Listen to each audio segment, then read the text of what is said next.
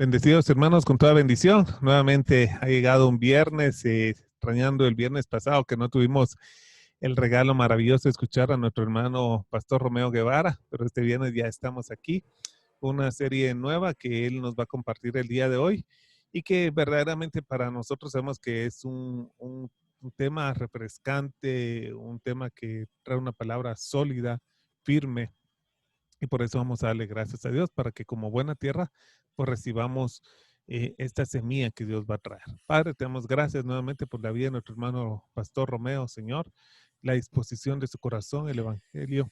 Te damos gracias, Señor, que aquí estamos nuevamente preparando nuestro corazón de común acuerdo, Señor, recibiendo esta palabra, Señor, y pidiendo, Señor, que como la lluvia cae, Señor, y cae la palabra, también nosotros seamos una buena tierra. Ayúdanos a tener oídos espirituales como discípulos, Señor. Ayúdanos a aplicar la palabra, Señor. Ayúdanos a crecer en la fe, Señor, como tú nos has dado, porque la palabra, Señor, dice que hace que nuestra fe, Señor, aumente. Y te agradezco, Señor, la vida, la disposición, el don ministerial que tú has dado, Señor, y que nos has tenido por fieles, Señor, al recibir esta palabra. Oramos con acción de gracias en el Amén. nombre de Jesús. Amén. Bendecido, hermano. Amén. Qué gozo Bueno, tenerte. qué bueno verlos otra vez, hermanos. Amén. Sí, el viernes una serie de contratiempos y se nos saturó el horario, pero ya estamos aquí. Esperamos que no vuelva a pasar, porque si se complica el día, pues podemos grabar otro día, ¿no? Entonces, para que así podamos ser continuo. Bueno, hemos terminado Caminando con Jesús. Es una serie que nos llevó 17 mensajes, 17 eh, aproximaciones acerca de la vida en el camino, de la vida que Dios nos pide. Eh, Ahora, en estos quizás meses después de estar estudiando este tiempo, han habido varias ideas que Dios ha puesto en mi corazón. Una es eh, el hecho de que Dios me haya ministrado en términos de decirme: es vital en este tiempo que viene, que nosotros experimentemos la presencia de Dios, que no perdamos de vista de que Dios está con nosotros. Entonces comencé una serie en el libro sobre la presencia de Dios en tiempos de desierto. Pero también me he dado cuenta de que ahora vienen grandes desafíos, ¿verdad? No solamente debemos estar asegurados que Dios nos respalda, sino que debemos tener convicciones para enfrentar lo que se nos viene encima. Entonces he empezado a desarrollar una serie que es la que vamos a tomar nosotros, que se llama La fe frente a los desafíos contemporáneos. Una de las cosas que siempre he pensado es que todo lo que nosotros compartimos o debemos compartir a la gente debe proceder de la Biblia.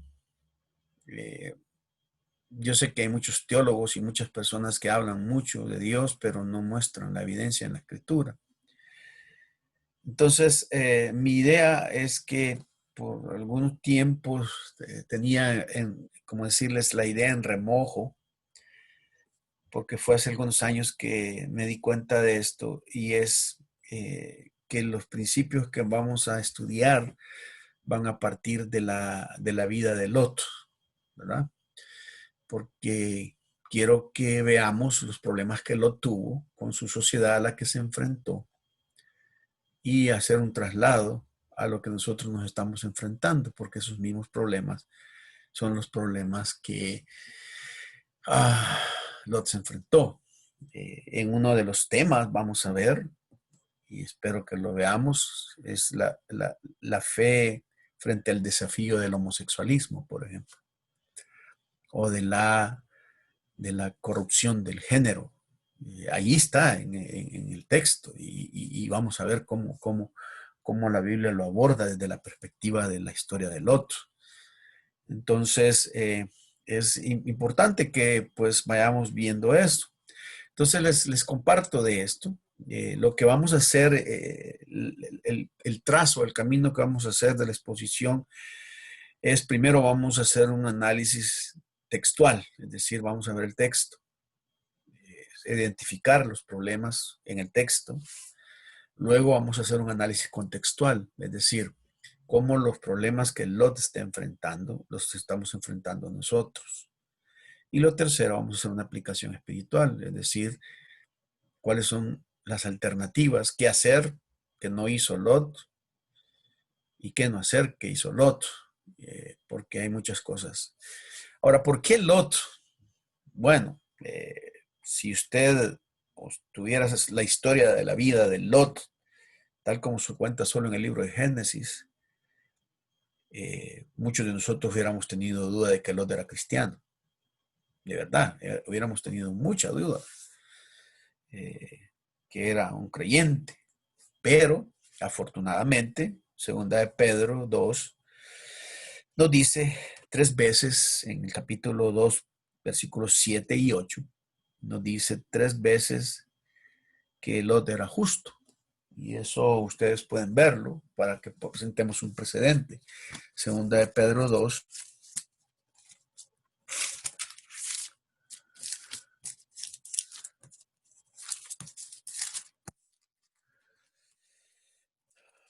Segunda de Pedro 2, 7 y 8 dice, y libró al justo Lot, abrumado por la nefanda conducta de los malvados, porque este justo que moraba entre ellos afligía cada día su alma justa, viendo y oyendo los hechos inicuos de ellos. Entonces, lo primero que me hizo clic en la historia es que estamos hablando de un creyente.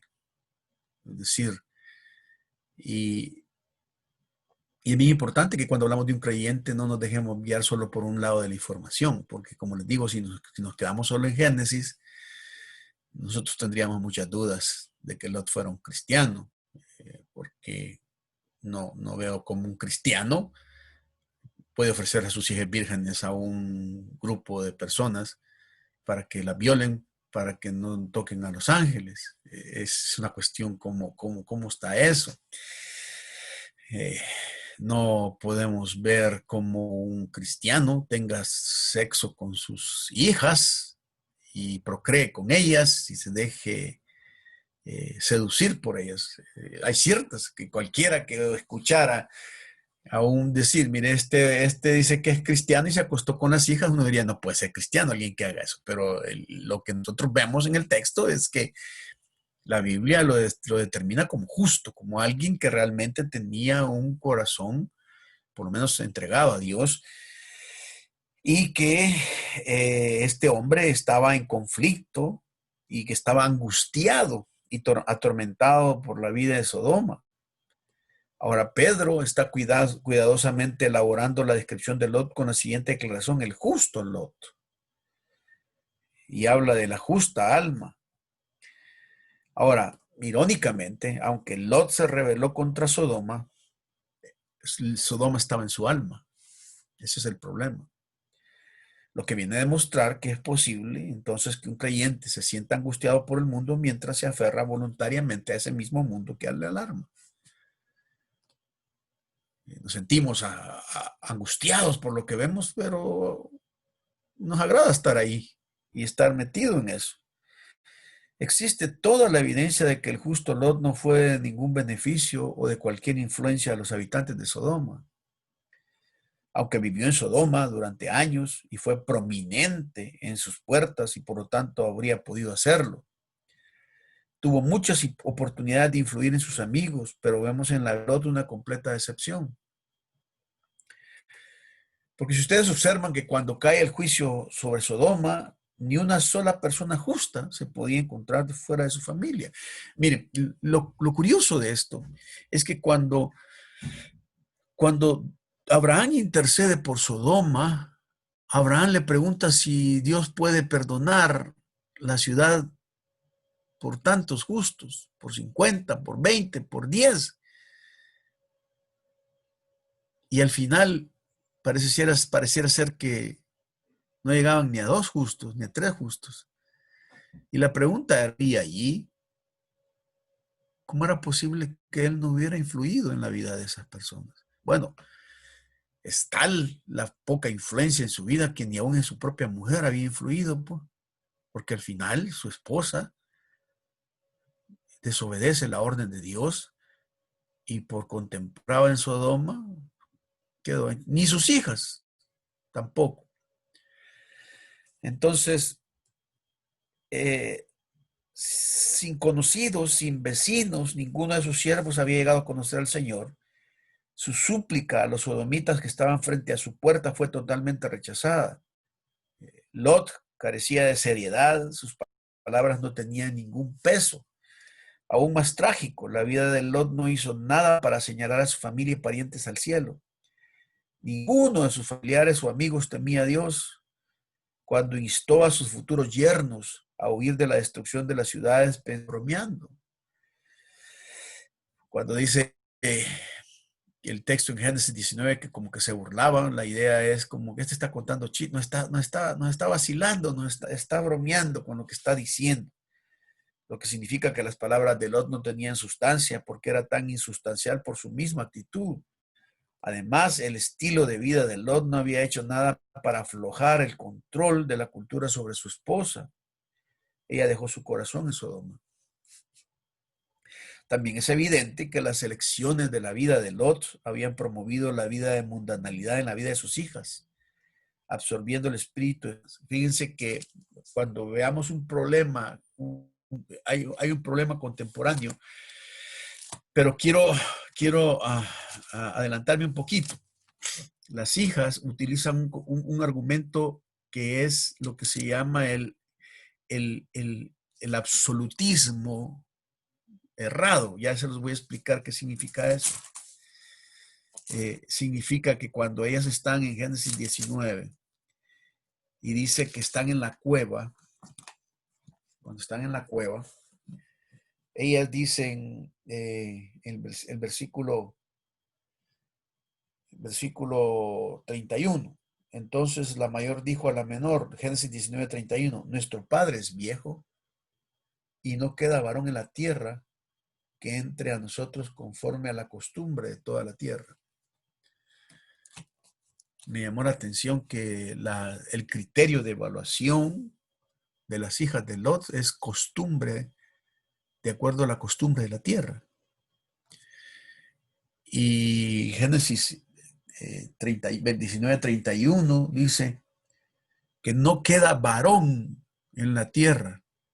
¿Cómo está eso? Esa es una mentira que afirma una supuesta verdad, porque Dios no había destruido la tierra, había destruido Sodoma y Gomorra. Varones quedaban en otras partes. Lo que pasa es que para ellos habían reducido su mundo a Sodoma y Gomorra y pensaron que ya no. Entonces parten del argumento absoluto, es decir, no queda varón, y entonces hagámoslo la costumbre de la tierra. Hagámoslo como lo hace el mundo. Y eso es, a veces en nuestro contexto, se utiliza muchas veces. Por ejemplo, la gente puede decir, todo el mundo miente. Por lo tanto, yo puedo mentir porque es la costumbre del mundo. Pero el punto básico es que no todo el mundo miente. Porque entonces si dice todo el mundo miente, Jesús hubiera mentido. Y él está incluido en todo el mundo. Entonces es una mentira. Pero es un argumento que nos da peso para hacer cualquier cosa. No, todo el mundo roba. Todo el mundo se pasa el semáforo en rojo. Y como todo el mundo se pasa el semáforo en rojo, por lo tanto, yo me lo puedo pasar y quedo justificado porque todo el mundo se lo pasa. Y entonces termino haciendo mi vida no basada en los principios de Dios, sino en la vida según la costumbre de la tierra. No sé si me captan el concepto. Entonces, el engaño, la cultura del engaño, por supuesto, era una forma de vida en Sodoma, y Lot fue parte de eso. El engaño tenía una carga espiritual y por lo tanto era letal a nivel nacional. Interiormente estaba muy angustiado por la conducta sensual del inicuo y atormentaba su alma justa, dice Pedro. pero exteriormente dijo poco o nada porque se había convertido en un destacado hombre en la ciudad. La honestidad, cualquier cosa que se acerque a un testigo, han puesto en peligro su posición. Lot había dominado el oficio de ver hacia el otro lado, vivir a ciegas y oídos sordos a los abusos sociales y sexuales de Sodoma. Él no los practicó, por supuesto, no los aprobó, los detestaba, pero no habló en contra de ellos. Nunca se opuso a ellos. Nunca dijo esto está malo. Lo que viene a mostrar es que en la vida cristiana y los desafíos que tenemos en esta sociedad no es solamente decir lo que está malo, sino que oponerse a lo malo y hacer lo bueno. Sus hijas vieron que su carácter complaciente enmascaraba hábilmente lo que realmente pensaba. Lot, el superviviente, era un maestro en el engaño. Creo que las chicas nunca pudieron olvidar que les había ofrecido para apaciguar a los hombres enardecidos de Sodoma en su infame traición al deber paternal. Miren, esa es una de las cosas que yo nunca logro entender en Lot. O sea, no lo entiendo. Yo conozco gente que ama mucho a sus hijas. Bueno, tú tienes hijas, ¿no? Y imagínate que hay un montón de pervertidos fuera de tu casa y tú tienes a un invitado en tu casa y lo quieren sacar, pero tú lo que prefieres es tirarle a tus hijas a esa jauría de pervertidos en lugar de la persona que está allí. Muchos van a decir, y cuando le damos ese problema, que era por el asunto de la hospitalidad en el hebreo, pero óigame, hospitalidad es hospitalidad, pero mis hijas están primero que la hospitalidad, que una ley de hospitalidad. ¿Cómo voy a pensar yo en tirarle mis hijas para que las violen una cantidad de pervertidos? O sea, yo no entiendo, la verdad, no logro entender qué está pensando Lot en ese momento. Él condenaba y se sentía malo, pero al final hace participar a sus hijas de eso, las mete en una situación como eso. Ahora, eh, eh, hay unos detalles que más adelante los vamos a ir viendo. Por ejemplo, fíjense, cuando Dios le dice a Lot que salga de Sodoma, le dice, date prisa porque le vamos a darle fuego a todo esto. No sé qué es lo primero que usted agarraría para llevarse. O sea, ¿qué sería lo que usted escogería para llevarse si le dicen, mira, salite de tu casa porque en breve esa casa va a desaparecer con un fuego del cielo? ¿Qué es lo más importante? Lo más importante son las personas que tienen, ¿no? Debería de ser eso. Sin embargo, cuando uno mira en el momento en que las niñas engañan al otro, una de las cosas que me llamó la atención es que dice, entonces la mayor hija de la menor, nuestro padre es viejo y no queda varón que entre nosotros, que entre a nosotros a la costumbre de toda la tierra. Ven y demos de beber vino. O sea que Lot sacó vino de la Sodoma. O sea, no sé si ustedes pueden ver eso. Que una de las cosas que se te ocurre llevar es tu botella de whisky, pues. Uno dice, ¿qué onda aquí con Lot? Pues, o sea, ¿qué es lo que está haciendo este hombre? ¿En dónde están sus valores? Y ese vino que sacó fue el vino que usaron sus hijas para emborracharlo y meterse en otro grave problema. ¿Se dan cuenta las decisiones que un carne, cómo le pueden llegar a afectar a sus hijos? Y después las decisiones que sus hijos tienen. Nosotros podemos hasta enojarnos, pero somos nosotros los que hemos hecho todo lo que hemos promovido para eso. Y el deshonor de sus hijas hacia él fue brillante, porque con cruel ironía él mismo llevó a cabo eso que había sugerido por primera vez a los hombres de Sodoma. O sea, que la virginidad la perdieron con su padre. ¿Y dónde las hijas perdieron la perspectiva? Dijeron, bueno, si mi papá nos quería dar a un extraño, mejor que con mi papá. O sea, ¿se fijan cómo la mentalidad del mundo desafía los principios cristianos?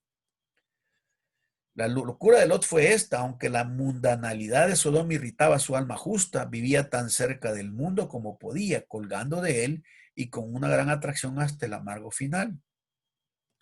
Y el resultado fue que aunque Dios juzgó a toda Sodoma, excepto a Lot y sus hijas, oiga, esto es triste, Sodoma fue a renacer en el corazón de sus hijas ya fuera de Sodoma.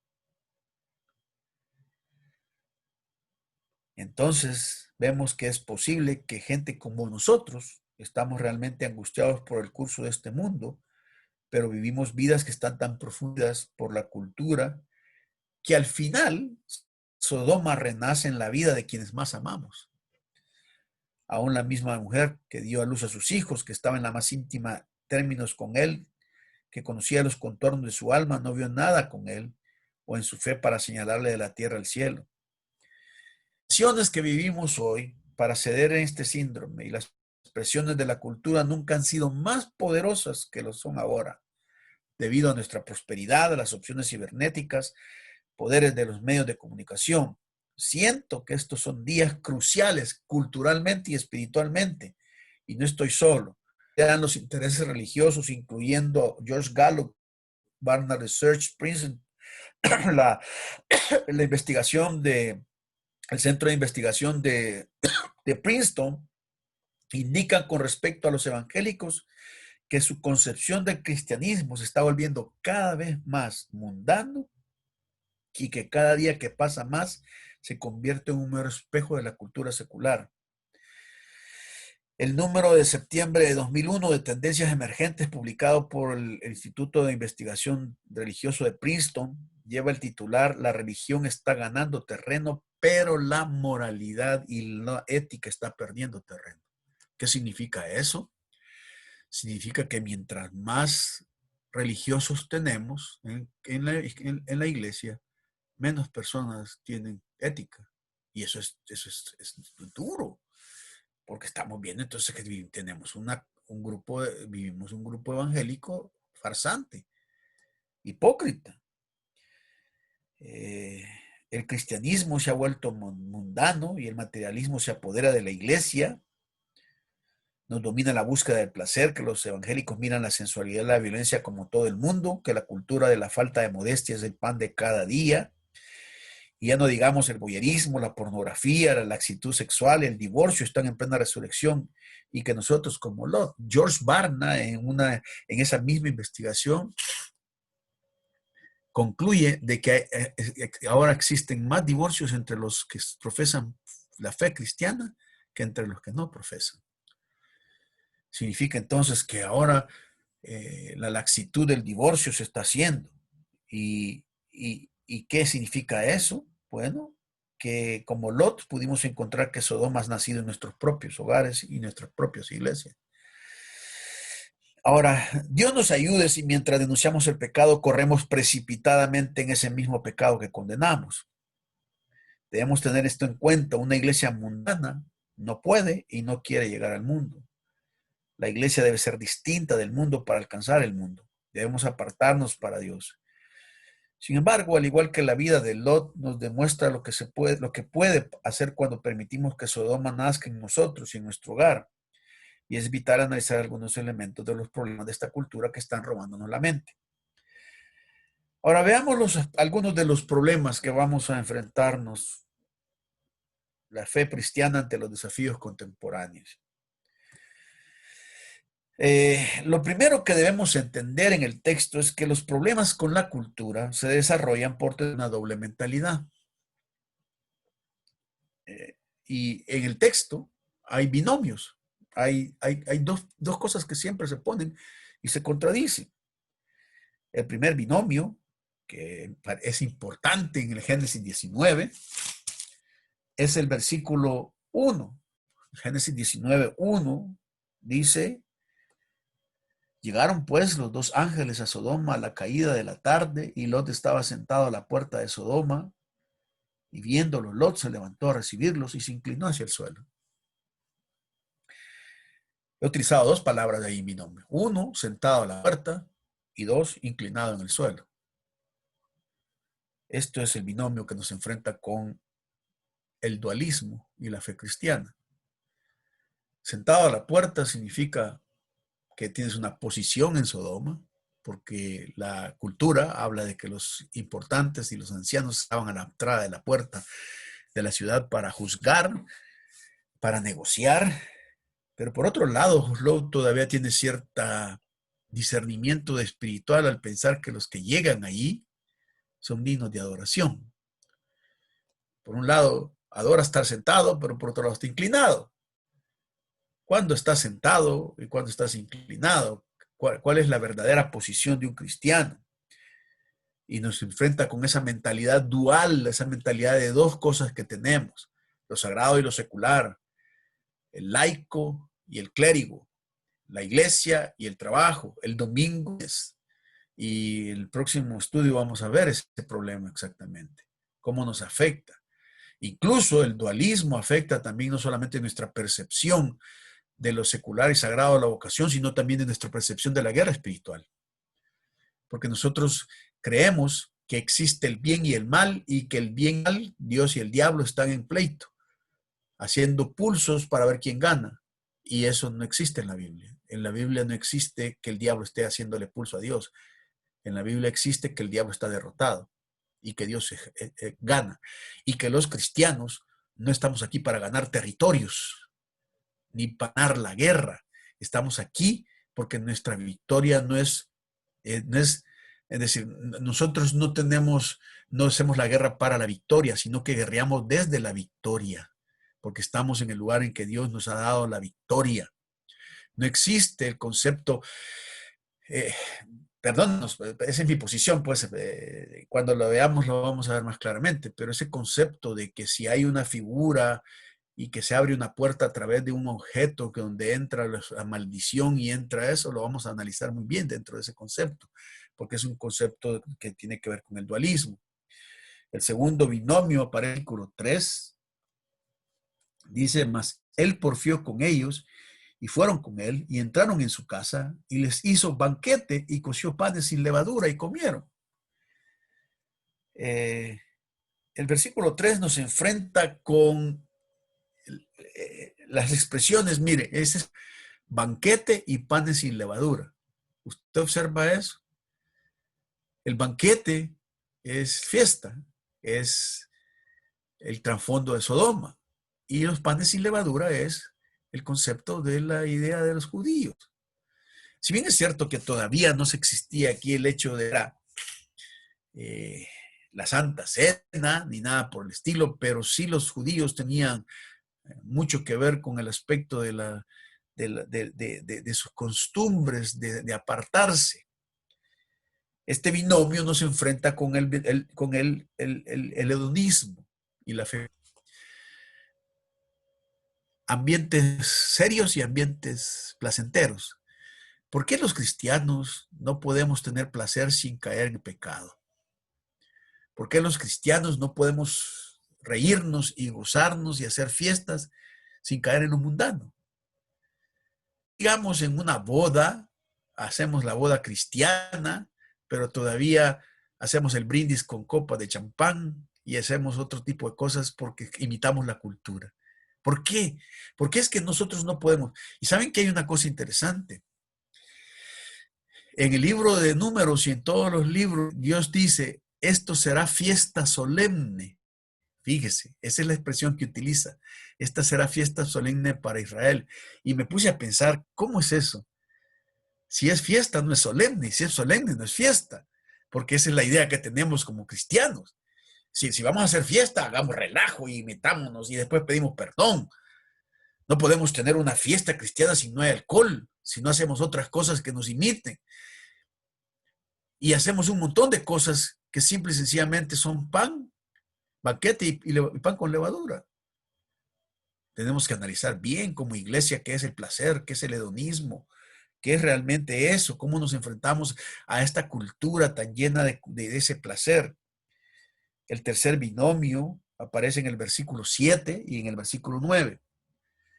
Dice el versículo 7, y dijo, os ruego, hermanos míos, que no hagáis tal maldad. Vean lo que dice el versículo 9. Y ellos respondieron, quita allá, y añadieron, vino este extraño para habitar entre nosotros. Mire, allí te puse a pensar esto.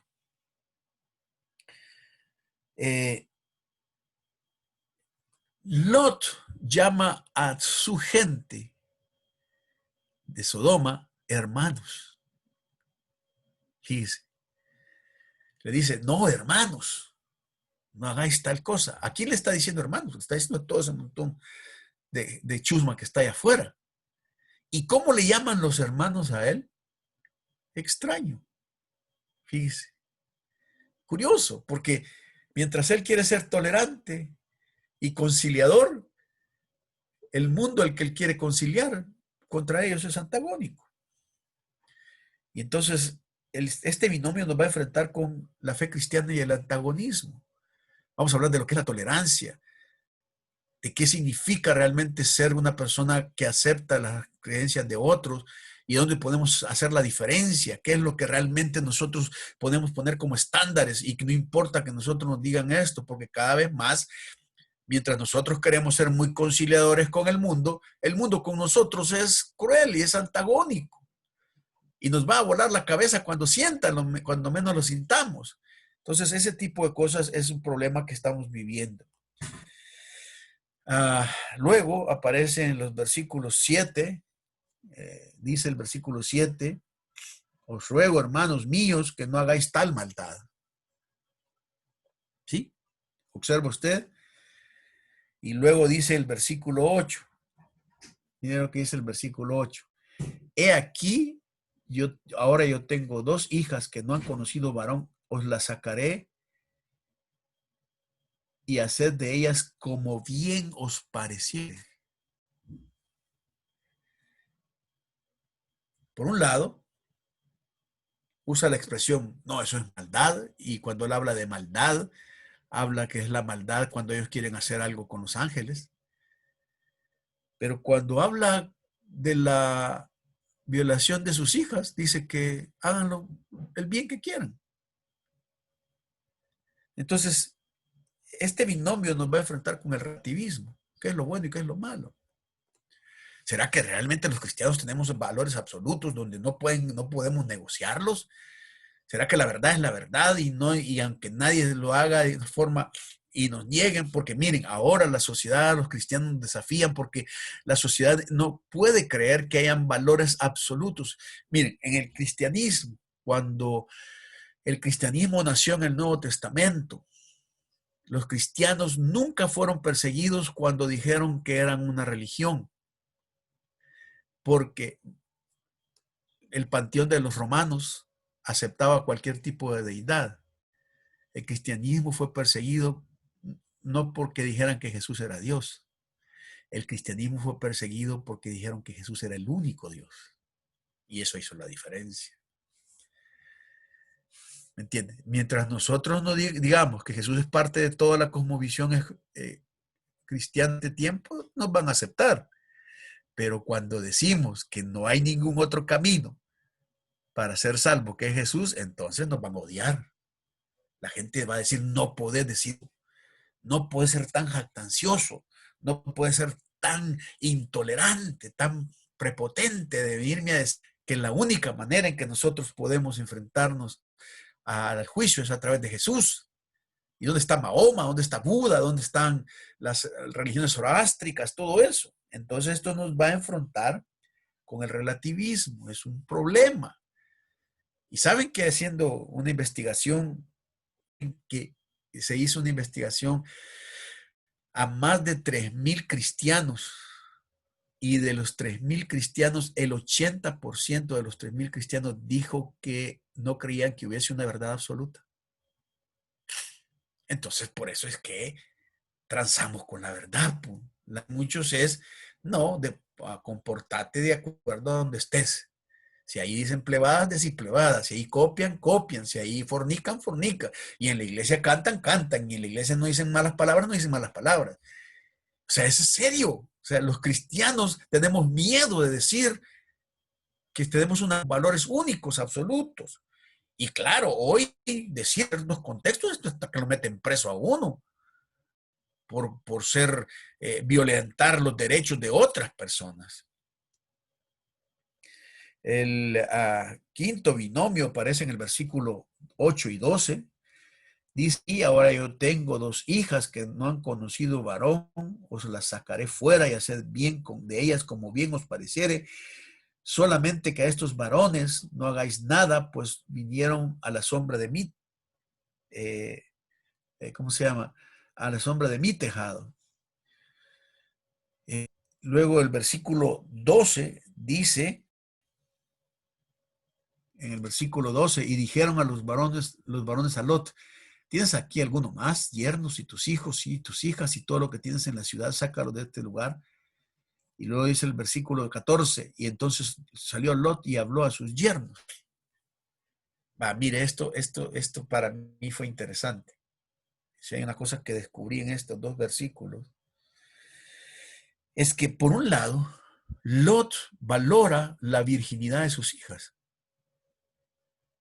Fíjese, él pone la virginidad de sus hijas como un elemento para que los hombres de Sodoma prefieran a sus hijas que a los varones que habían estado en su casa. Porque él dice, miren, tengo 2 hijas que no han conocido varón. No sé por qué le añade eso. Como quien le sube el precio a su hija, a sus hijos, atractivas ante el mundo y para que sean aceptadas. Porque no le dice, mire, tengo 2 hijas y punto. No, sino le dice, tengo 2 hijas que no han conocido varón. Por un lado, parece ser que se había promovido dentro de la casa de Lot la virginidad, y Lot está seguro de que son vírgenes. El caso es que las va a casar con hombres de Sodoma. Ya tiene yernos dentro de la casa. Entonces, ¿cómo está eso? Son vírgenes, pero ya tienen un vínculo con gente de Sodoma. Por un lado aprecia la virginidad, pero por otro la identidad cristiana de separación, de que no debían tener un vínculo con gente. Pues Lot debería, por lo menos tiene a su tío Abraham, que tiene los principios y sabe cuáles son los principios que Abraham le ha enseñado, y cómo es posible que yo diga, no, si es que mis hijas son bonitas, son lindas y ellas son muy buenas, sí, pero se van a casar con un hijo de... O sea, yo no entiendo, no lo entiendo. Eh, hay gente que cree que cuando se trata de casar a las hijas, deben casarlas con alguien de una buena familia, de la mejor perspectiva. Y a veces esa perspectiva violenta los principios, porque dicen, no importa, si es, miren, un buen muchacho, tiene buen puesto, tiene buen salario, no es cristiano, pero al fin y al cabo eso va a ir a la iglesia. Y mire, yo les voy a decir una cosa.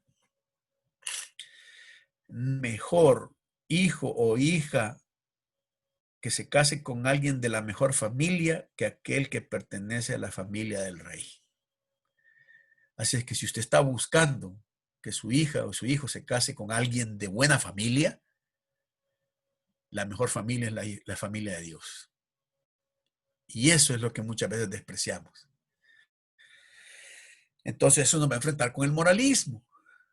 ¿Qué es lo bueno? ¿Qué es lo moral? Pues, o sea, por un lado virgen, pero por otro lado yernos. O sea, ¿qué es? ¿El cristianismo es moral o son valores? ¿Qué es lo que realmente nosotros? El sexto binomio aparece en el texto, versículo 15 y 16. Dice, al rayar el alba, los ángeles daban prisa a Lot diciendo, levántate, toma a tu mujer y tus 2 hijas que se hallan aquí para que no perezcas en el castigo de la ciudad. Ve el versículo 16. Y deteniéndose él, los varones asieron de su mano y de la mano de su mujer y de las manos de sus 2 hijas. Por un lado, ustedes observan que el versículo 15, los ángeles le están diciendo, apúrate, corre, salí rápido. Y el versículo 16 dice que Lot dudaba. O sea, es decir, date prisa y él se detiene. Salí de aquí, vete. Pero él todavía empieza, será, no, voy a tomar un poquito más de tiempo. Y es que quizás Lot sí realmente amaba Sodoma, ¿no? La posición que le había dado, todo lo que había poseído ahí.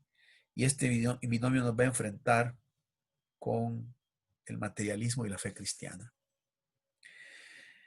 Eso es importante decir que que debemos entender por qué amamos tanto lo que Dios nos dice que dejemos. ¿Por qué nos tardamos tanto en decidir en esa relación que Dios dice, salí de eso, andate, por favor, yo no te quiero ahí? Y usted dice, no, voy a dar un tiempecito más, un tiempecito más. Y mismo que nos asusta. El octavo binomio aparece en el versículo 17 y versículo 20. Dice el versículo 17, cuando los hubieron llevado fuera, dijeron, escapa por tu vida, no mires tras ti, ni pares en toda esta llanura, escapa al monte, no sea que perezcas. Pero Lot les dijo, no, yo os ruego, señores míos. Oiga, mire, eso a mí me... La gente le dice, los ángeles dicen, mira, corre y te vas para el monte. Y él dice, no. O sea, si me están haciendo el favor de saltarme, todavía me pongo los moños yo y estoy poniendo mis condiciones, hermanos. O sea, no, dice, yo no. ¿Saben qué les dice? El versículo 20, he aquí ahora esta ciudad que está cerca para huir allá. Versículo 20. Entonces, mientras Dios le dice, andate al monte, él dice, no, yo a la ciudad quiero ir. ¿Se fija? O sea, este binomio nos enfrenta con el secularismo, el deseo de la vida urbana, del mundo académico, de las cosas que están ahí. El noveno binomio aparece en los versículos 26 y 28.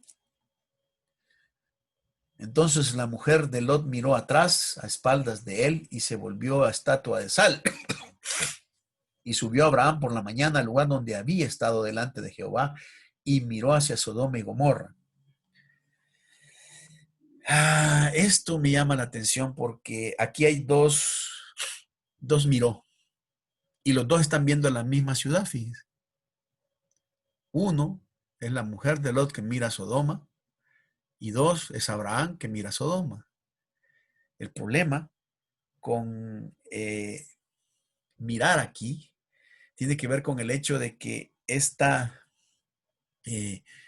visión, de la visión de la visión de la mujer de Lot, es una visión de añoranza, de la pérdida de lo que era Sodoma, mientras que para Lot, para Abraham, era una mirada de tristeza porque él creía que su sobrino había muerto ahí, porque Dios nunca le dijo a Abraham que Lot lo iba a sacar, ni Abraham le dijo a Dios, saca a Lot. Cuando Abraham se levanta, dijo, murió mi familia. Es una mirada totalmente, ¿verdad? ¿Qué es lo que ves? Esta es una mirada que es un binomio que nos enfrenta con el absolutismo. Es decir, vos podés tener una perspectiva, pero la perspectiva no es lo que hace la realidad de lo que estás viendo. Y eso lo voy a explicar más adelante.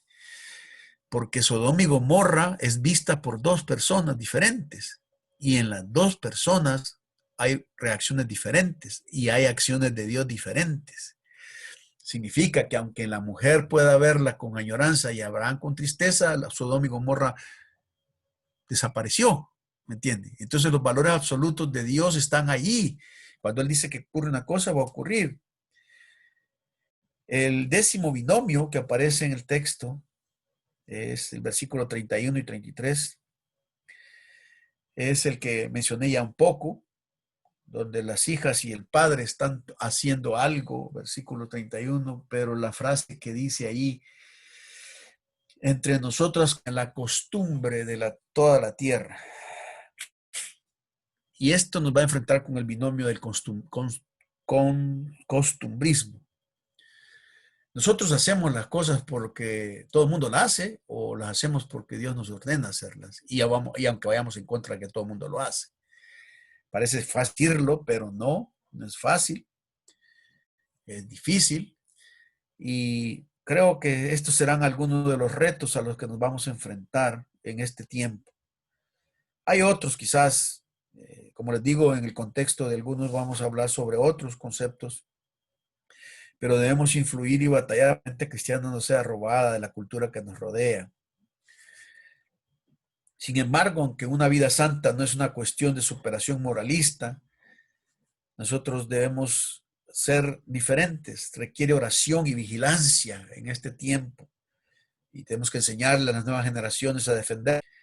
El justo Lot amaba a Sodoma, mientras escandalizado por él se aferró a él con toda su vida. Él y su familia la pagaron muy caro, así que escucha con atención. Separándonos del mundo para que podamos llegar al mundo no es tanto una serie de nos, tanto como un inmenso sí a Cristo y todo lo que Él da. Un gran sí a las riquezas de que Cristo proporciona y la perspectiva para decir no, cuándo y cómo debemos. Eh, la locura de Doc podría ser la nuestra. Estamos expuestos a sentir tormento en nuestras almas justas por los hechos de los hombres sin ley, mientras nos aferramos al mismo mundo con todo lo que tenemos para que Sodoma renazca en las vidas de nuestros más cercanos y queridos. Yo creo que Dios tiene que ayudarnos en esta lucha y estos desafíos que vamos a tener. Así es que, hermanos, pues continuemos los viernes. No se pierdan la serie. Espero que podamos ir aprendiendo muchas cosas. Yo he estado aprendiendo mucho de esto, reafirmando mis valores para mi vida, para la iglesia y para la familia. Que Dios les bendiga. Gracias, hermano, bendecido. Realmente, escuchando toda esta exposición de la palabra, nos damos cuenta cuánto a veces como iglesia nos podemos, sin darnos cuenta, pues absorber la cultura, ¿verdad? De la vida y te estás tocando puntos muy, como dicen por ahí, vacas sagradas, ¿verdad? Que en algún momento van a tener que ser quitadas de los corazones, pero te agradezco, hermano, porque realmente estoy muy expectante, hermano. Si el día de hoy me gocé mucho, sé que cada una de estas enseñanzas va a ser gloriosa, hermano. Así que gracias. Amén. Oremos, hermano, para que podamos recibirlas, aplicarlas en nuestra vida. Realmente estos pares que estabas hablando me llamó poderosamente la atención. Había leído varias veces estos capítulos, pero nunca había observado esas como forma de Lot, ¿verdad? Que por un lado hace una cosa y por otro lado vive otra, ¿verdad? Entonces, nos puede Se pasar. parece a muchos de nosotros. Tú lo definiste correctamente, hermano, sí. Gracias, mi hermano.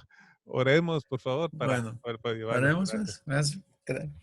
Gracias, Señor, te damos por tu palabra. Bendito seas. Gracias porque, aunque podemos ponernos como jueces de Lot, nos ponemos también como acusados, Señor. Podemos caer en las mismas situaciones, en las mismas tentaciones. Bendito sea, Señor, que esta palabra sea de bendición para nosotros, para tu iglesia. En el nombre de Jesucristo oramos. Amén. Amén. Pues bendecidos, hermanos, los esperamos, como bien dijo nuestro hermano Pastor Romeo, el próximo viernes en esta parte que es realmente una bendición grande para nosotros y va a ser un privilegio. Y los esperamos 9:30 este domingo. Vamos a tener la cena del Señor, así que por favor preparen su corazón y los elementos y todo lo necesario. Un abrazo, bendecidos con toda bendición.